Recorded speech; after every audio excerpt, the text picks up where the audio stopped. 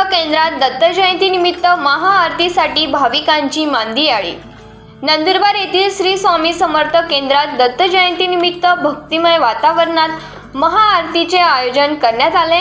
सकाळपासून श्री स्वामी समर्थ केंद्रात सेवेकरांनी दर्शनासाठी गर्दी केली होती। तसेच श्री स्वामी समर्थ व गुरुदेव दत्त नावाचा जप सुरू होता।